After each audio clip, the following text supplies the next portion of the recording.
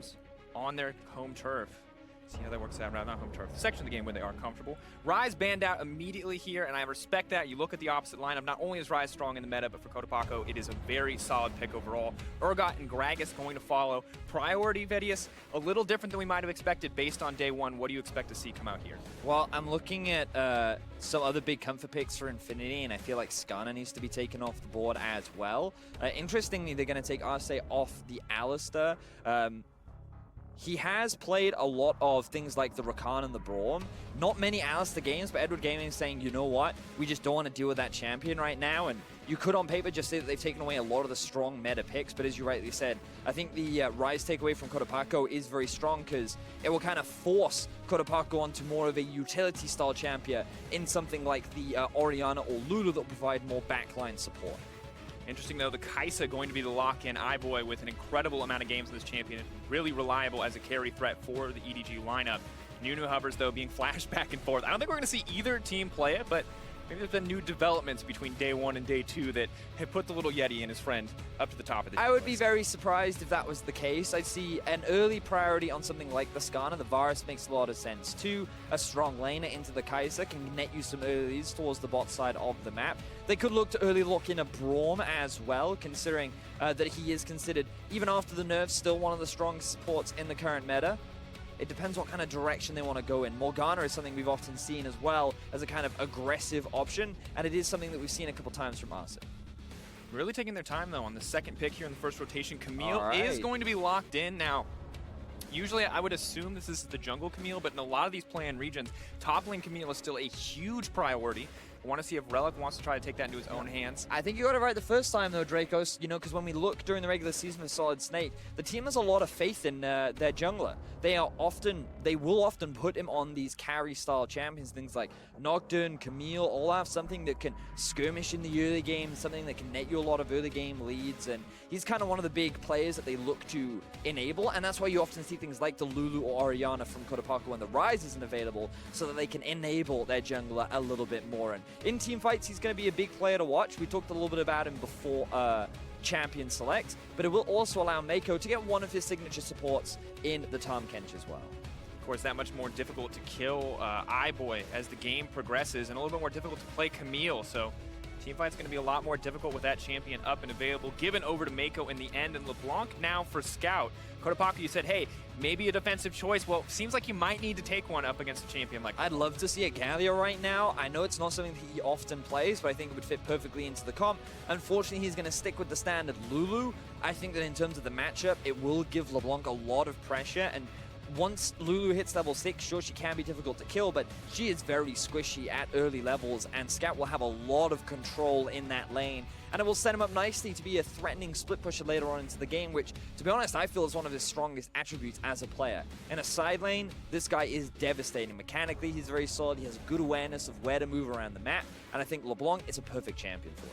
Then the question becomes, how do Infinity respond to this? Well, so far in the second pick phase, they're just taking away some of these stronger junglers. Clear Love, of course, pretty comfortable on Skarner, and is back in that Skarner meta. The Braum, though, going to get denied and taken away. The other really strong tank bottom side limited and taken off the board. Now what are Infinity going to go for? Could we see a Lulu flex, Vedius? Is it possible? We could. It's not something that they've played during their regular season. Morgana is another option. Shen is another one too. If they're feeling ambitious, they could go for the Pyke. I mean, they already have a decent amount of damage with the Camille and the Varus. You're expecting a tanky kind of top laner, but maybe if they're feeling confident, they really want to play towards bot side of the map, then that is an option for them. But for now, Infinity are just continuing to take away these junglers, limit the number of options that Clearlove has at his disposal. And he is the wild card here, so it makes a decent amount of sense. You haven't got as much of a sample size on what Clearlove is going to bust out here, as he played on the starting lineup in a bit of time. Now picking what appears to be the support option. Will confirm that Lulu into the mid lane if they lock the Janna here. Another defensive choice, not the Pyke. I kind of wanted to see the Pyke, Vedius, but it's the Shen instead. Could still go top lane, but I love support Shen. The ability to go support your top laner to say, I want to get the heck out of here and help a different lane, always appeals to me. I think it also does pretty well into the Tahm Kench lane. You can be pretty aggressive with it. You can net yourself some pretty solid advantages. And as you rightly said, it has the global setup. You can combine it with the Camille when you're trying to set up engages, gives Solid Snake a bit of extra tankiness and gives him a couple more options when he's looking to invade and get up in your face. So I quite like the pick. Edward Gaming going to round things out with a little bit more engage, though, and maybe some damage for Clear Love. Ooh. Nocturne locked in for Clear Love. I like it's confident. Gonna come in at level 6. Now, there's a Lulu and a Shen.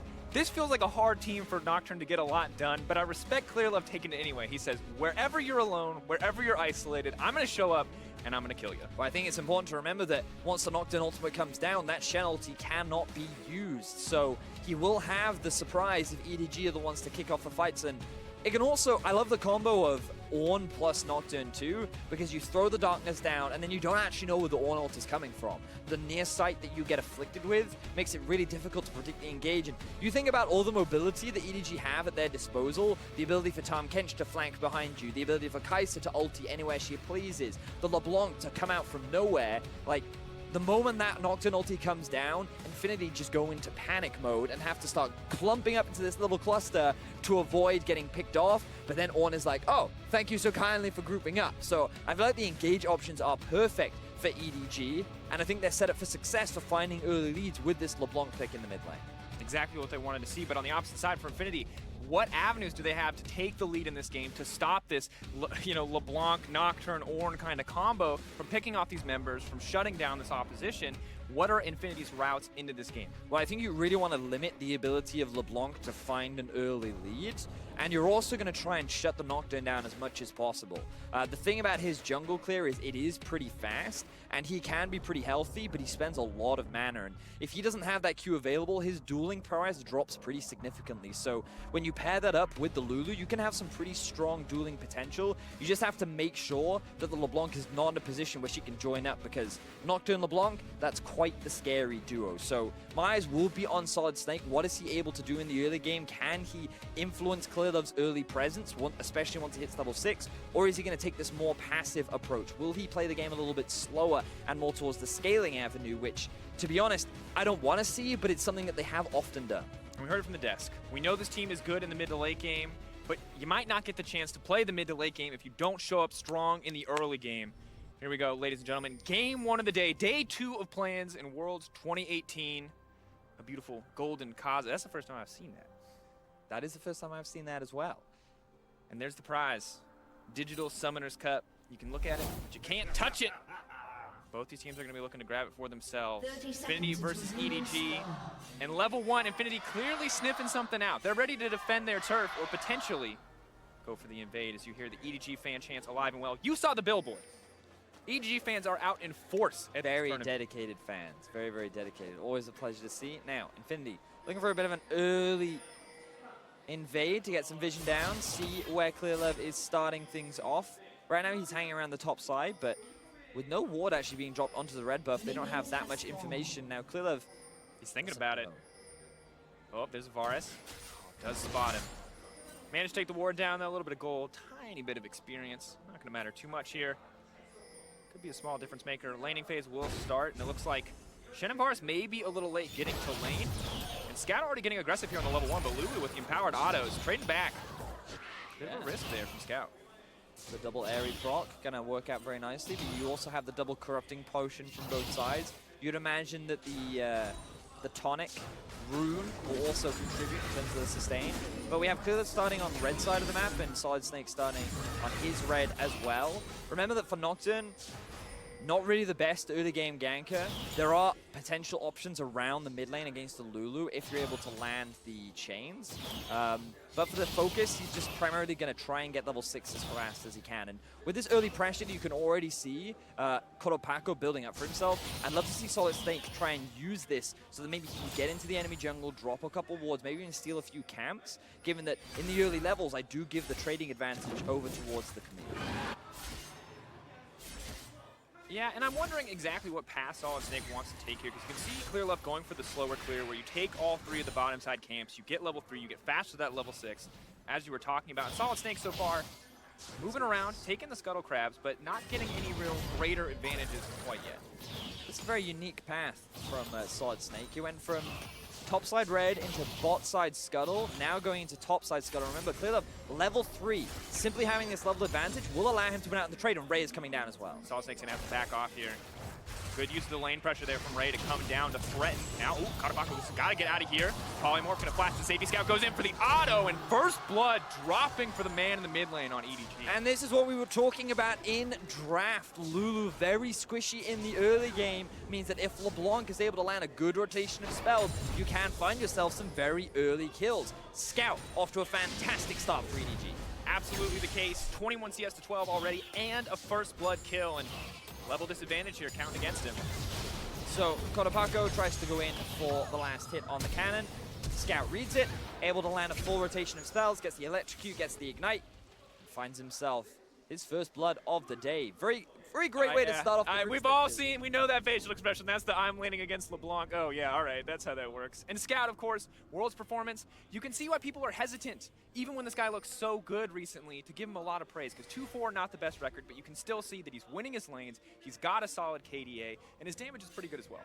Yeah, and like last year at Worlds, Scout was the kind of guy that just played a little over-aggressive. I remember him pretty much sitting in the enemy's half of the lane throughout the entire laning phase, and while often he could build up advantages, and Clearlove did what he could to try and keep him alive and basically just enable Scout as much as possible, he was still that mid laner that he wasn't reliable, he wasn't consistent, and I feel like over the last year, he's definitely had struggles, but his recent performances have really elevated the team, and especially in their playoffs against IG, he was trying really hard to carry that team, and he was going above and beyond. So to see Scout kind of return to form and make it to the World Championship is definitely a big deal for EDG and for many EDG fans. And to start off with a solo kill, he's definitely going to be feeling pretty confident. Excellent. Back at home in Korea, too, for Scout.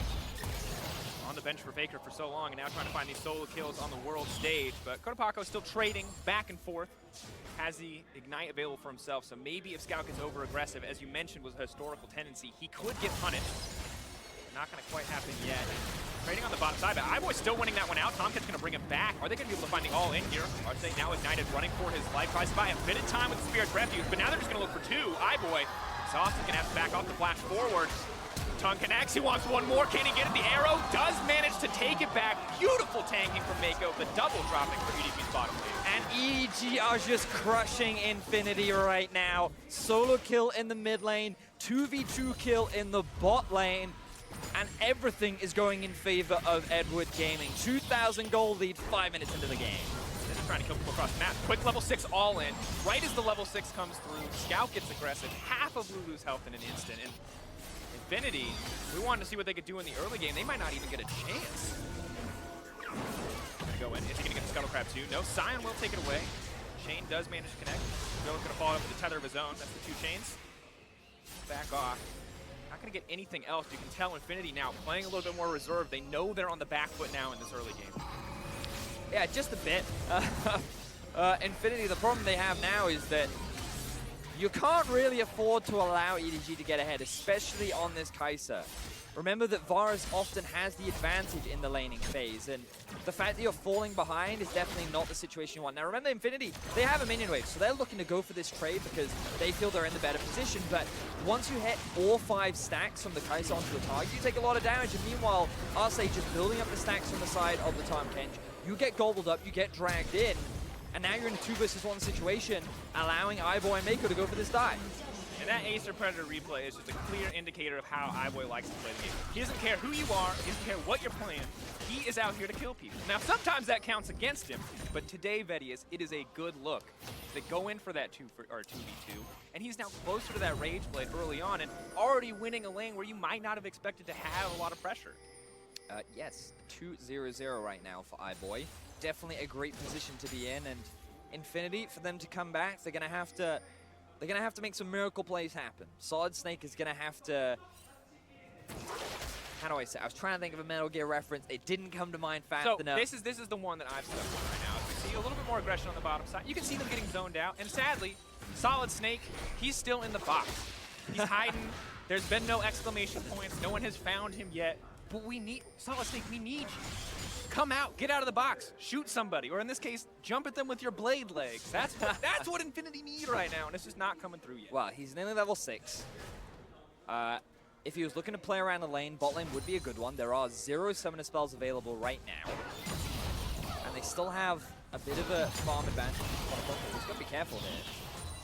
Looking aggressive, but forced to burn out the ultimate there. Solid Snake now on the bottom side. We're going to have to see how much he can get done. And once again, this is the guy we're watching to make an impact. He's going bot lane. Bot lane's going mid. Lulu could now just be in trouble. I don't think there's any way out for this. The Lulu trying to get a kill back in return, but iBoy just on a killing spree. This is a grim state of the game, Vedius. EDG are just taking absolute control from the bottom side up. Yeah, excellent use of the Tahm Kench ulti very early on into the game. EDG had the push in bot, and they could quickly rotate up towards the river. Even with the vision, it wasn't enough. And unfortunately for Cotopaxi, he was pushing a little too far up into the lane. And with the chains already landing from Scout, results in a very easy kill. So EDG now 4-0, with a 3,500 gold lead. At 8 minutes. Yep. Which is pretty terrifying. And we talked about Solid Snake. He's level 6 now. Maybe he can make a play on the map, but you really need EDG to trip up a bit here in the early game. You need them to make some kind of mistake, because the Nocturne level 6 is here too. I feel like we're just going to hear him push the button. There it is. Goes in. Lulu, where are you going to go? Not a lot of options trying to run. Just silenced and eliminated. EDG are merciless. Yeah, they're not giving the Lulu a fun time.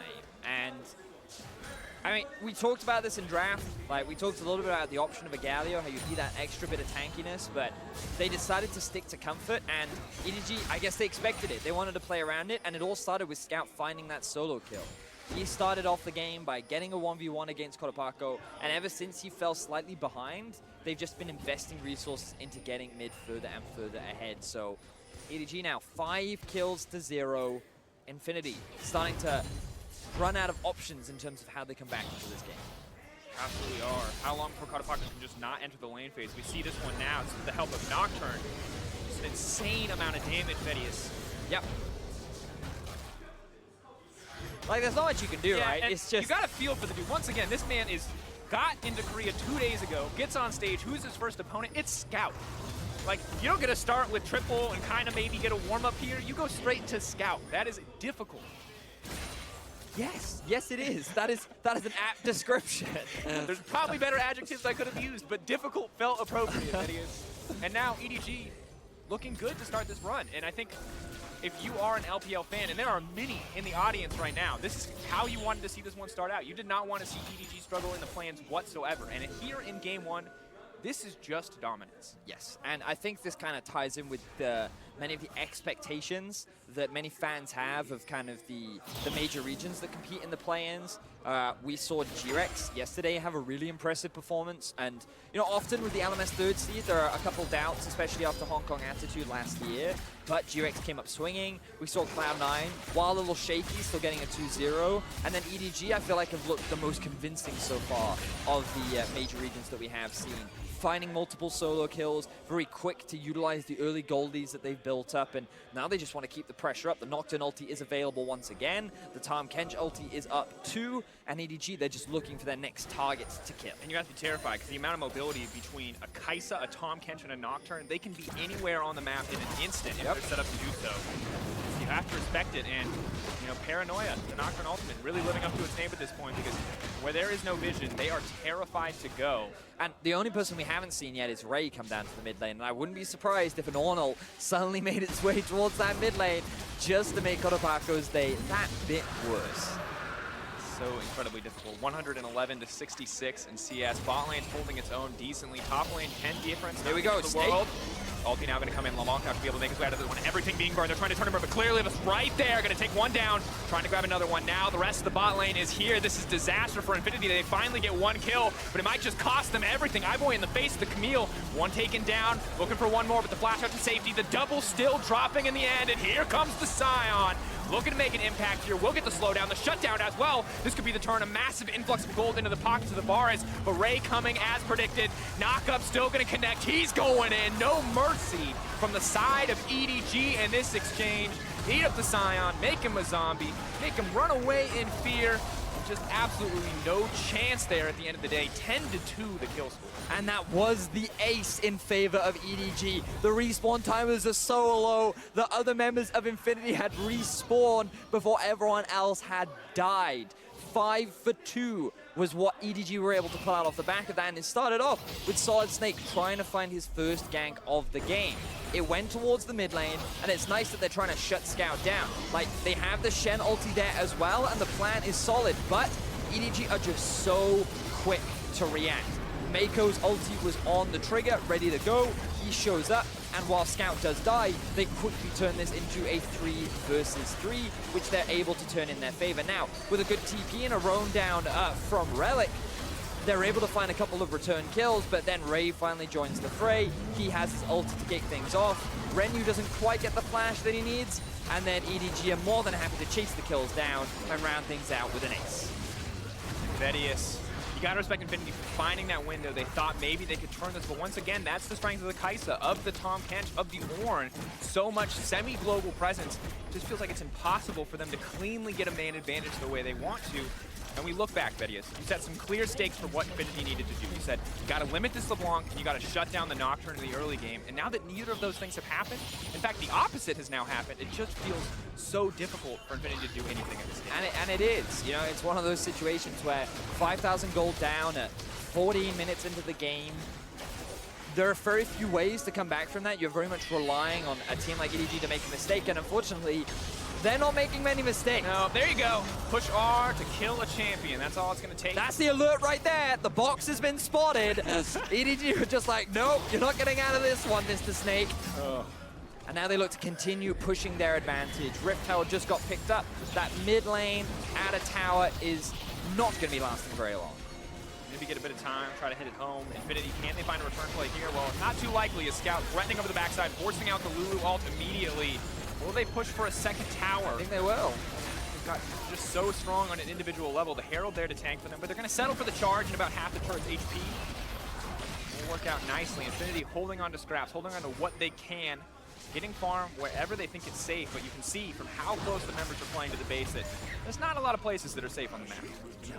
No, there are not. And what a debut for EDG. This is definitely how they wanted to kick off their playing stage. Multiple solo kills. Finding themselves an ace 10 minutes into the game. And so far, things are looking very clean. However, remember what we were talking about, Dracos. Up till 15 minutes, I feel like EDG is one of the best early game teams at the World Championship. But past the 15-minute mark, their ability to close out games is something that I've had a bit of skepticism around. Sometimes they don't have the cleanest Barons, sometimes they get a little over-eager, they don't make the best decisions, and I'm going to be watching now how they look to try and end this game. And you can see the goal difference. Infinity a little bit more dominant domestically. EDG, of course, losing out a little bit, you know, in the summer split a few times more than Infinity, but still, a lot more towers from Infinity, not seeing that early game that they wanted, and seeing an incredible early game from EDG, kind of as expected for many analysts. And Vedius, Clear Love was the other big question mark. Like, why are you playing Clear Love in the early game? Well, everyone else on EDG won in the first few minutes, and Clear Love just got to show up at level 6 and start cutting through people. And we have to wonder, shot calling and leadership is what we expect from this guy. Is this where the shot calling and leadership comes in clutch, and can they close out? Well, that's what we hope to see as he looks for another ult. Trying to find the pick here on a Scion. There's the fear. Ornn coming in as well. Tahm Kench is here too. Relic, I don't think there's any way out of this one, buddy. Channeled and shut down in the end. Have to see what the rest of the team can do, as Relic is the sacrificial lamb for that Nocturne ultimate. Pretty much every single one being a death sentence at this point in the game. Yeah, unfortunately for Relic, he was a little overextended, and the rest of his team couldn't pick anything else up elsewhere on the map. In this situation, you're just forced to play ultra defensively. When you're 7,000 gold down, you're just relying on EDG to make a mistake. Maybe you can find a pick, and here we go. They're looking for it now. Going in on Tahm Kench, maybe not what you want. Ivoy incredibly strong here. He's going to throw out the ultimate, but Ornn is here to respond, and is going to find him right in the funnel. That's the 3-man. Lining it up, making it easy. Varus on the tree now. We'll buy a bit of time as they try to back off, but Scout now on the backside as well, cutting through that life bar. Kotapako playing with fire as well. They're managing to pull back. Infinity getting out in the end, losing only their jungler, but not getting anything back in return. Yeah, and Solid Snake, he was like, all right, let's try and find a pick. Let's try and force a fight. Unfortunately, once again, EDG is very quick to react, something that they did a lot in the LPL. I was kind of watching their gauntlet, and what I felt I saw was the team wasn't amazing at forcing proactive plays in like the mid to late game transition, but they were really good at reacting to whatever the enemy team tried to force upon them. And I feel like we're seeing it right now where Mako just seems so aware of what possible plays could happen, and he's just primed and ready to react in time. Clearlove is there as well, and you talked already about the mobility that they have. You combine that in with everything, with already their good reaction speeds, and every time you try to force a play, you immediately get punished for it. And that's why this gold is snowballing ever so more in favor of EDG. And you gotta look at what Scout's doing right now. He knows that if anyone approaches this wave, he just kills them. So he just waits for the wave to crash, waits to see if there's gonna be an opportunity presented by the opposition there. iBoy and Mako with absolute control of the mid lane, and Kai'Sa on that 2-item spike so early in the game. Only 18 minutes with the double AP threats, and Nocturne with a Duskblade as well. It's just, you cannot get defensive stats fast enough to survive the threats on the side of EDG. Maybe with perfect positioning and use of the ultimates, they can make something happen here, but a difficult task now for Infinity. Bit of a gamble there to contest the Drake. Surprised the EDG showed that much respect, and I feel like they didn't need to. I guess they were waiting for the Scout to just push out mid, have someone from Infinity catch the wave, and now they have their eyes set on the bot lane. And this is the point that if we talked about. Outer towers are up, EDG play a clean game. Tier 2s are up, it's a little more suspect. Now, the thing is, though, it's important to remember that the Baron isn't up yet. And closing the game is, you don't need the Baron, but it's often harder to do when you don't have that objective because you're kind of forced to just push towards the towers, and all you can really do is wave clear. So EDG trying to force these tier 2s down might be a little bit harder, but with that gold lead, they could also just force a fight. Group is 5, say come fighters. They have so many engage tools that I don't think there's much that they really need to be afraid of. It just depends on how they want to approach this. Do they want to win through brute force, or do they want to try and play it a little bit more slow and calculated way? I mean, so far we've seen a lot of brute force videos. I imagine that trend might continue. I mean, so incredibly, you know, aggressive here in the early game to pull off those 2v2 kills in lane. A 6-1-2 scoreline now for iBoy, and individual members doing their best to keep up in CS, but still very stacked against them. And I think, you know, you can be honest here that this is the longest shot. They were underdogs coming in, and they are even greater underdogs after that early game. 20 minutes now, though, the Baron spawns, and EDG are so far ahead, they may just be able to try to contest this one. You know, you've got 2.5 items on the majority of your carry threats. I mean, you talked about it as well, right? With the quick turnaround time, because the team unfortunately had some visa issues, and so they only arrived in Korea pretty recently, and then they're also dealing with the jet lag as well. Like, you set this up at the very beginning, which is like, they are heavy underdogs already, and to be able to find an upset would definitely be impressive and a big deal. And then EDG were just like, no, we're not gonna let you. And just the individual talent from EDG coming out and really just dominating in terms of the early game. But I feel like the last 5 minutes have certainly slowed down. We haven't seen 13 more kills, which is great for Infinity. And, you know, you never know. Maybe they can get a Baron steal. Maybe they can find a pick. Yeah, unfortunately, it's one of those situations where you're kind of looking at long shots just because of how big the goal difference is. Long shots or Death Brush? That's the real question. Brush. Mako moves forward to check. I just don't know. I don't know if 5 members can kill Mako fast enough to stop the rest of EDG from killing their backline. I like to zoom out here from the observers. Thank you very much. Just highlighting the absolute vision control that EDG have over this topside jungle. Snake, you know, getting a little frisky. Hits him with the tactical sweep, but you don't want to go face first into that Tahm Kench. And every time a skill lands, you have to be nervous that maybe this is the one Kai'Sa follows up on, or the one that Nocturne wants to go in on. No Tahm Kench is a get out of jail free card here for some of the switchier members on the side of Infinity. That can do a little bit, but may not be enough to save them. All right, so Baron is up. Ray is pushing bot. I want to see him move up now towards mid lane, have the team push out mid, and then start Baron. And they either get a fight or they secure the objective. One of the two. Ray, that's it. Move up through the river, group up with the rest of your team, generate a numbers advantage, have your LeBlanc throw out a bit of poke, and then start threatening this objective. Mako's just going to walk at him. Scout flashes it. Oh, God, no, Clearlove 2! They're deleting everybody. There is no mercy, Vedius. EDG, a single moment, a decisive action. The Ornalt comes out too. Shen is next on the menu. Oh, it's just not enough of the Spirit's Refuge in the end. Oh, manages to live so far. A small victory, but a victory nonetheless for Infinity, and now it's Baron potentially in the sights of EDG. Exactly the case as Tahm Kench brings it over. Kai'Sa may just be enough damage to solo it out, given how strong she is at this point in the game. It'll be a slow and steady clear, and disaster strikes, Vedius. So I thought that they would go for the slow and calculated play. They decided brute force was the way to go. But you know, we were talking about it, right? I feel like they could just force a fight, and then Scout was like, oh, we can just force a fight because I can one-shot their AD carry. We call this strategy walk at them. We have a 10k gold lead. It works beautifully. And they pulled it off. So now they have the Baron in their back pocket. They will now look to siege onto the enemy base. And EDG, 16-2 is the kill score, looking very convincing so far in their first game of the play. I would say a 13k gold lead is incredibly convincing. Scout doesn't have his team with him and remains confident enough to split push on that top lane tier 2, but good on Infinity. They're ready to punish if they get the opportunity. Sadly, Baron empowered recall, because there's not really any recourse there for them. We can take a look at this one more time. It's a story of one button, and that button is R. So did he get exhausted too? No, he doesn't. So that's W into R into electrocute, more than enough damage. And then unfortunately, I mean, they're only level 11 as well. Like, Scout is level 14. What can you do?